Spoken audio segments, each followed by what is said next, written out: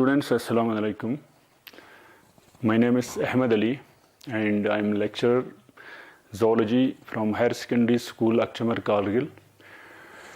Today I'm going to deliver a topic on tools of genetic engineering. In the last class, I delivered a topic on genetic engineering, that was principles of genetic engineering, and second, tools of genetic engineering. I have delivered part first of the tools of genetic engineering, that is restriction endonuclease enzyme and exonuclease enzyme, endonuclease enzyme. Then today we will discuss about the cloning vector, that is part second of our lecture number 2. Okay. So in part second, we will discuss about the cloning vectors. So what are the cloning vectors? Actually, I have told you in the principle of genetic engineering that in the genetic engineering, we insert a foreign gene or a foreign DNA into a plasmid, okay, or a vector which acts as a vehicle to carry the foreign DNA into a host DNA. And thereafter, it multiplies in the host DNA and form large number of copies, that was known as cloning or a clone, okay, which are useful for formation of different types of products and services in case of biotechnology. Okay. So today we will discuss about the cloning vectors. So what are the cloning vectors? The cloning vectors are the vehicles, or you can say the vectors are the vehicle DNA, okay, which carries our foreign gene or the foreign or alien DNA into a host. Okay, so we have two types of vectors. So first is, that is plasmid. We commonly use two types of vectors. First one we will discuss about the plasmid, and the second one, that is bacteriophage. Bacteriophage. So the plasmid and the bacteriophage both infect the bacteria, both of them infect the bacteria. They are known for infecting bacteria.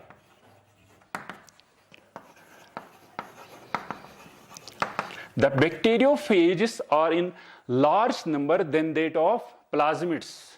Okay, their number is large in the E. coli cells or other bacterial cells than that of plasmids. Okay, so their number is large. It means they produce more copy number of the foreign DNA when we link the foreign DNA with the bacteriophage than that of plasmid DNA. Okay, so they produce more copy number of our alien or foreign DNA, foreign gene. ठीक है students. So it's का मतलब क्या हुआ, bacteriophage जो है ज्यादा से ज्यादा copy number of foreign gene produce करते हैं इन द कहां पर bacterial cell then that of plasmid DNA. So इसका मतलब क्या हुआ, अगर हमें कॉपी नंबर बढ़ाना हो तो ज्यादा से ज्यादा हमें क्या करना है, उसको कॉलोनीज बनाना है, ज्यादा से ज्यादा क्लोन्स बनाना है किसके अंदर, बैक्टीरियोफेज के अंदर. So we will study the features of this plasmid or the bacteriophage or you can say the cloning vectors. What are the features? कौन कौन से फीचर्स हैं जिसकी वजह से ये जो हमारे वेक्टर्स हैं वो कामयाब होंगे, किसी होस्ट के अंदर वो कामयाब हो सकेंगे. हमारे पास क्या क्या उसके पास कैरेक्टर्स होने चाहिए, फीचर्स होने चाहिए. सबसे पहला feature that will be origin of replication. Origin of replication, you can say ORI. So what is ORI? Origin of replication होना जरूरी है किसी वेक्टर डीएनए के अंदर. एग्जाम्पल प्लाज्मिड डीएनए के अंदर क्या होना चाहिए आपके पास, ओरिजिन ऑफ रेप्लिकेशन होना चाहिए. ठीक है, आप सब जानते हैं, परसों भी मैंने बोला है, प्लाज्मिड्स आर फाउंड इन, कहां पर ये मौजूद होते हैं, bacteria, that is extra chromosomal circular DNA of the bacteria is known as plasmid. ठीक है, which is able to infect or transform into another bacteria. Okay, that is called transformation. ठीक है ना. सो ओरिजिन ऑफ रेप्लिकेशन क्या होता है? These are the specific nucleotide sequences which are found in case of plasmid और the vectors, ठीक है, from where the replication of DNA starts. Okay, so ये वो सीक्वेंसेस है जहां से रेप्लिकेशन जो है स्टार्ट होता है। समझ में आ रहा है? सो इसका मतलब क्या हो गया? Origin of replication, these are the sequences of nucleotide bases from where क्या होता है? Replication starts. What replication? Replication starts. Example, replication of plasmid DNA starts. ठीक है, सो इसका मतलब यह हुआ किसी प्लाज्मिड के अंदर क्या होना चाहिए? ओरिजिन ऑफ रेप्लिकेशन का होना जरूरी है।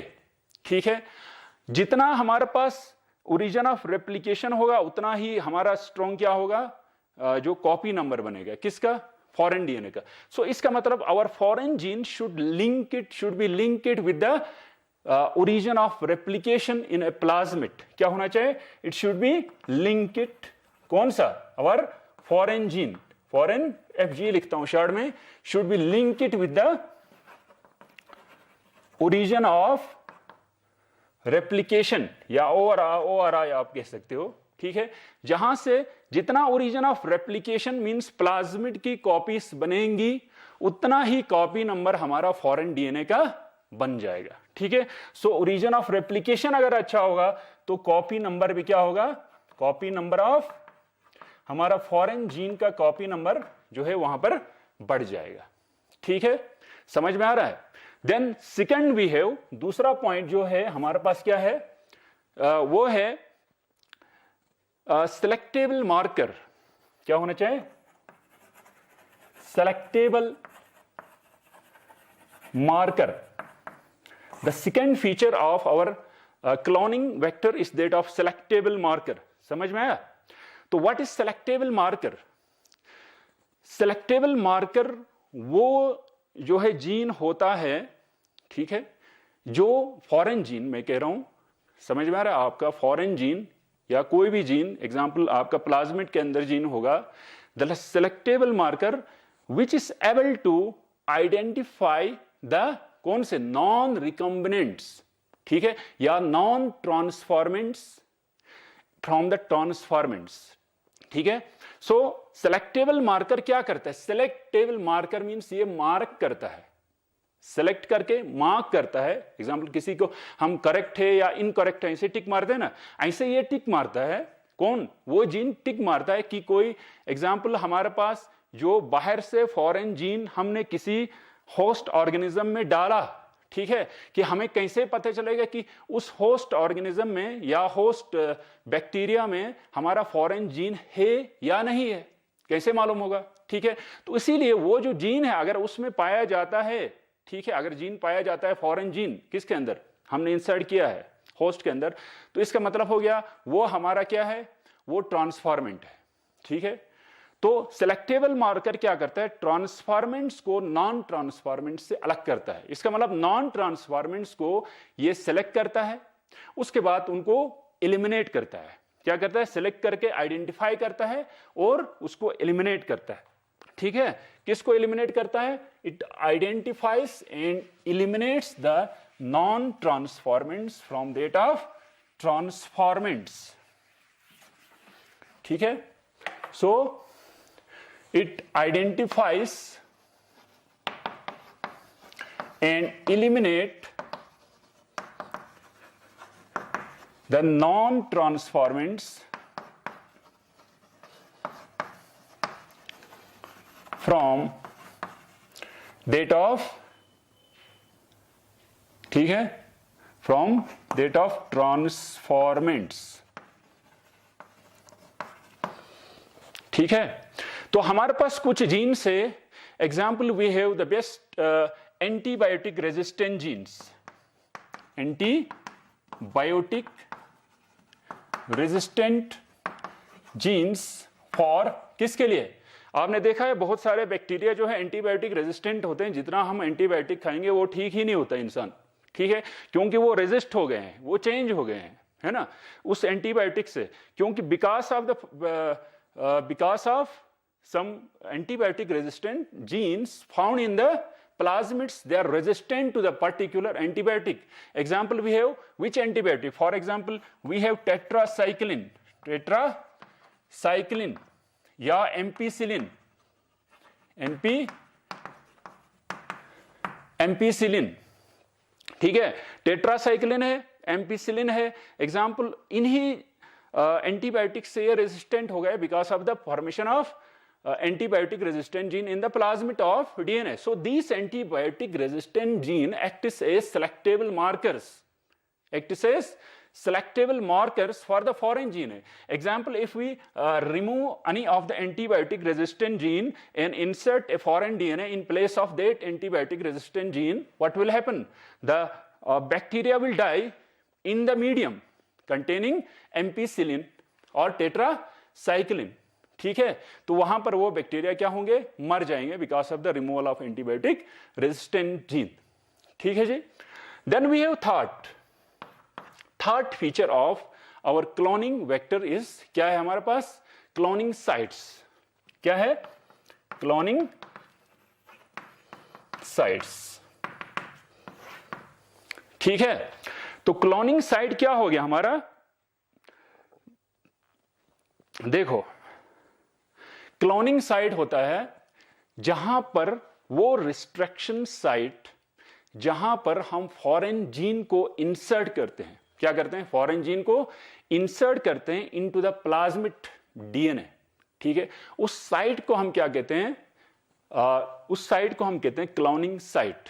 ठीक है, so a vector must have a few cloning sites और वन क्लोनिंग साइट. वन और फ्यू क्लोनिंग साइट्स उसमें आमतौर पर होती है. क्या होती है, फ्यू क्लोनिंग साइट्स और a single cloning site. Single उसको हम क्या बोलते हैं, रिस्ट्रिक्शन साइट भी बोलते हैं, रिस्ट्रिक्शन साइट भी बोलते हैं. लेकिन presence of more than one restriction site will complicate the process of cloning. क्या करेगा, अगर एक से ज्यादा क्लोनिंग साइट होगा, एग्जाम्पल हमारे पास यहां पर क्लोनिंग साइट से एक से ज्यादा है, इन case of example E coli cloning vector है ये हमारा. ठीक है, PBR322, ये कौन सा वेक्टर है हमारा, PBR322 एक वेक्टर है. ठीक है, सो इसमें क्या है, बहुत सारी क्लोनिंग साइट्स हैं. Example we have BAM H first cloning site, SAIL1 cloning site, PUV cloning site, PUV first, PUV second cloning site, PST first, EcoRI. ठीक है, CLA first, HAND second. Okay, so these are the different cloning sites or restriction sites which are found in case of PBR322 vector, E. coli vector. ठीक है, plasmid जिसको हम कहते हैं, vector means this is a plasmid vector. Okay, अब क्या होता है, अगर इस एक से ज्यादा रिस्ट्रिक्शन साइट इसमें पाई जाती है, so this will complicate the, क्या करेगा हमारा, क्लोनिंग. क्लोनिंग को हमारा कॉम्प्लिकेट करेगा. रिकम्बिनेंट डीएनए, बहुत सारे रिकम्बिनेंट डीएनए को जोड़ना पड़ेगा, फिर ये प्रोसेस जो है बहुत कॉम्प्लिकेटेड होता है. आमतौर पर एक क्लोनिंग, सिंगल क्लोनिंग साइट होना चाहिए. ठीक है, तो अब इसमें क्या होगा, अगर क्लोनिंग साइट ज्यादा हो गई, अगर क्लोनिंग साइट्स यहां पर बहुत सारी हो गई, तो क्या करेगा, रिस्ट्रिक्शन साइट ज्यादा होंगी तो रिस्ट्रिक्शन इंडोन्यूक्लियस जो है मोर देन वन साइड में जो है कट मारेगा. ठीक है, उससे क्या होगा, हमारा जो प्रोसेस ऑफ क्लोनिंग है इसमें वो कॉम्प्लिकेट हो जाएगा. ठीक है जी. तो अब देखो, अब क्लोनिंग साइट हमें कैसे मालूम होगा, एग्जाम्पल अगर ये कॉम्प्लिकेट कैसे होता है, एग्जाम्पल वी हैव, अगर हम फॉरेन जीन को इंसर्ट करते हैं BAM H first sight, BAM H first sight of the restriction site of the cloning vector PBR322. ठीक है, अगर हम BAM H site, H first sight में क्या करते हैं, कौन एक फॉरेन जीन को इंसर्ट करते हैं, कहां पर, किसकी जगह में, इन द प्लेस ऑफ, जहां पर BAM H साइट में क्या था, ये रिस्ट्रिक्शन साइट है एक. ठीक है, जहां पर कौन सा जीन पाया जाता है हमारा, टेट्रासाइक्लिन रेजिस्टेंट जीन पाया जाता है. TET का मतलब हो गया tetracycline resistant gene. Example AMP site है यहां पर, ये एम्पीसिलिन रेजिस्टेंट जीन है. ठीक है, वो कहां पर पाया जाता है? पीयूवी फर्स्ट साइड में पाया जाता है। ठीक है, ये BAMH फर्स्ट साइड में अगर टेट्रासाइक्लिन रेजिस्टेंट जीन को हम क्या करेंगे? रिमूव करेंगे। टेट्रासाइक्लिन रेजिस्टेंट जीन है ये, आप लिख लेना। ठीक है, इसको रिमूव करके हम क्या करते हैं? इसकी जगह में एक फॉरेन जीन डालते हैं या फॉरेन DNA डालते हैं। सो व्हाट विल हैपन? क्या होगा? उसके बाद इसमें आपने क्या डाला? BAMH साइड की जगह में टेट्रासाइक्लिन रेजिस्टेंट जीन को रिमूव किया और इसमें एक फॉरेन क्या डाला? एक एग्जांपल यहां पर फॉरेन जीन डाला इसकी जगह में। तो टेट्रासाइक्लिन रेजिस्टेंट जीन हमारा क्या हुआ? रिमूव हुआ। अब टेट्रासाइक्लिन रेजिस्टेंट जीन रिमूव होने की वजह से क्या होगा? अगर हम इसको किसी मीडियम में रखेंगे, किसको? इस PBr320 इस बैक्टीरिया को, ई कोलाई को किस में रखेंगे? मीडियम में रखेंगे, जहां पर इस मीडियम में रखेंगे जहां पर क्या होगा? जहां पर टेट्रासाइक्लिन होगा। ठीक है, क्या होगा? जहां पर पहले हम इसको रखेंगे एक मीडियम में जिसमें एम्पीसिलिन होगा। क्या होगा? एम्पीसिलिन एंटीबायोटिक होगा। ठीक है, so what will happen? What will happen? The bacteria that is E coli will survive because it has ampicillin resistant gene, it will survive. Okay, अगर हम इसको वहां से निकालेंगे, एम्पीसिलिन मीडियम से निकाल के कहां डालेंगे? उसके बाद फिर हम डालेंगे टेट्रासाइक्लिन मीडियम में। किस में डालेंगे? टेट्रासाइक्लिन, एग्जाम्पल कोई डिस्क में डालेंगे जहां पर टेट्रासाइक्लिन एंटीबायोटिक होगा। ठीक है, so what will happen at that time? The antibiotic will die, bacteria will die due to the antibiotic tetracycline. क्यों मरेगा? Because we have removed the tetracycline resistance, that is tetracycline resistant gene. ठीक है, from the BAMH site. अगर tetracycline resistant gene होगा नहीं तो tetracycline medium में वो क्या होगा? डेथ होगा। ठीक है, so this process is a cumbersome process. It is a complicated process. We have to keep on changing the medium from tetracycline to ampicillin and then ampicillin baked into the tetracycline. So it is a very complicated process. To simplify this process and to identify the transformants, तो इससे हमें क्या मालूम हुआ? Example ये जब मर गया तो इससे हमें ये पता चला, इसका मतलब हुआ टेट्रासाइक्लिन में अगर ई कोलाई मर गया, ठीक है, इससे पता चला कि हमारा जो बैक्टीरिया है, ये जो हमारा PBr320 ये क्लोनिंग वेक्टर है, ठीक है, प्लाज्मिड है, ये ट्रांसफॉर्मेंट है। इसका मतलब इसमें हमारा जो फॉरेन जीन है, जीन ऑफ इंटरेस्ट है, जीन ऑफ इंटरेस्ट वो इसमें मौजूद है। सो इसका मतलब ये क्या हुआ? हमारा ट्रांसफॉर्मेंट हुआ, ट्रांसफॉर्मेंट हुआ। ठीक है जी, to simplify this process what will we do? अगर इस प्रोसेस को हमने सिंप्लीफाई करना है, थोड़ा सा इसको आसान बनाना है, ठीक है, सो वी हैव टू क्या करेंगे? हम उसमें एक और चीज करेंगे, we have to add the beta galactosidase gene. ठीक है, तो यहां पर एक हमारा इंजाइम होता है जिसको हम क्या कहते हैं? उसको हम कहते हैं बीटा गैलेक्टोसिडेज इंजाइम। ठीक है, बीटा गैलेक्टोसिडेज जो इंजाइम है, ठीक है, बीटा गैलेक्टोसिडेज इंजाइम। ओके, उस इंजाइम की जगह में हम क्या करेंगे? उस इंजाइम की जो सीक्वेंस है, जो इंजाइम पाया जाता है प्लाज्मिड के अंदर, PBr322 के अंदर, उसकी जगह में हम दूसरा एक फॉरेन जीन या जीन ऑफ इंटरेस्ट जो है यहां पर क्या करेंगे? इंसर्ट करेंगे। ठीक है, इंसर्ट अगर हम करेंगे इस साइड में, बीटा गैलेक्टोसिडेज की साइट में अगर हम इसको इंसर्ट करेंगे, ठीक है, उसके बाद हम क्या करेंगे?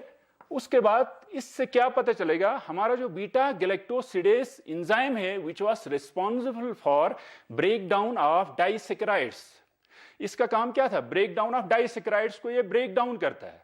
ठीक है, जिसकी वजह से अगर हम इसको कहीं क्रोमोजेनिक सपोज मटेरियल में रखेंगे या क्रोमेटोजेनिक मीडियम में रखेंगे इस मीडियम को, तो उससे हमें वहां पर ब्लू कलर मिलता है। क्या मिलता है? Blue colour.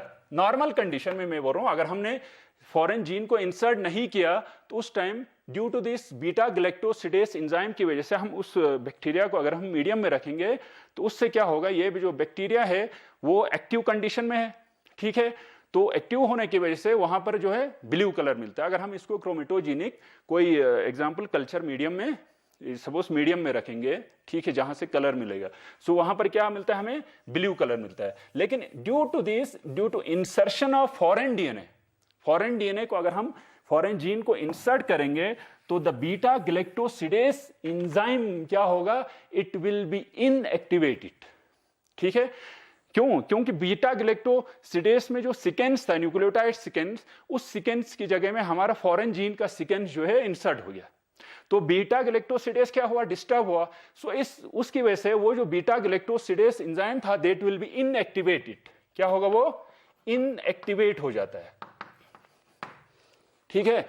वो इनएक्टिवेट होने की वजह से क्या होगा, वो इनएक्टिवेट होने की वजह से जो है हमारा, अगर हम उसको कलर में रखेंगे, एग्जाम्पल क्रोमेटोजेनिक मीडियम में रखेंगे, क्रोमोजेनिक मीडियम में, तो वहां पर जो है व्हाइट कलर मिलेगा। मींस कोई कलर, उसका नेचुरल कलर मिलेगा, व्हाइट कलर, ठीक है।